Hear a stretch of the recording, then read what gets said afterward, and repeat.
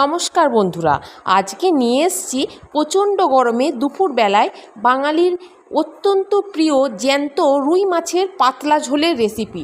তাহলে চলুন দেখে নিই এই পাতলা রুই মাছের ঝোল কত কম সময়ে রেডি করে নিই।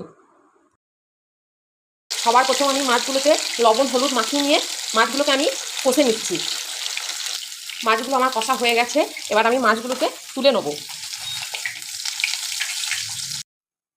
এখন আমি এবার ওই তেলের মধ্যে দিয়ে দেবো অল্প চারটি কালো জিরা, একটা ফাটানো শুকনো লঙ্কা, অল্প চারটি পাঁচফোড়ন। এবার আমি ওর মধ্যে দিয়ে দেবো এই যে কেটে রাখা পটল আর আলু। এবার আমি ভালোভাবে এইগুলোকে কষে নেব। এদিকে আমি মিক্সির কৌটোর মধ্যে দিয়েছি সামান্য জিরে, ধনে আর কয়েক টুকরো আদা। এটা আমি বেটে নেব। পটল আলুটা আমি কষিয়ে নিয়েছি। এবার আমি এর সাথে দিয়ে দেবো ওই বাটা মশলাটা, দিয়ে দেবো টমেটো কুচি ও কাঁচা লঙ্কা, পরিমাণ মতো লবণ দিয়ে দেবো পরিমাণ মতো হলুদ। এবার আমি ভালো করে কষিয়ে নেব।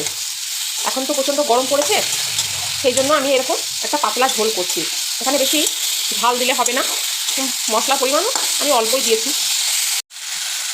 মশলাটা আমার কষানো হয়ে গেছে, আমি এবার এর মধ্যে জল দিয়ে দেবো। এবার আমি ঢাকা দিয়ে পটল আর আলুগুলো একটু সিদ্ধ করে নিয়ে তারপরে আমি মাছটা দিয়ে দেবো। আলুগুলো আমার সিদ্ধ হয়ে গেছে, এবার আমি এর সাথে মাছটাকে অ্যাড করে নেব।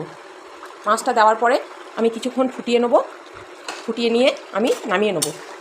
এবার আমি গ্যাসটাকে কমিয়ে দিয়ে কিছুক্ষণের জন্য ঢাকা দিয়ে দেবো।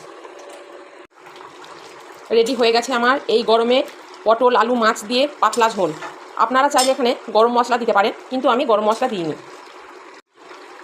এবার আমি নামিয়ে নেব। নমস্কার, সবাই ভালো থাকবেন, সুস্থ থাকবেন।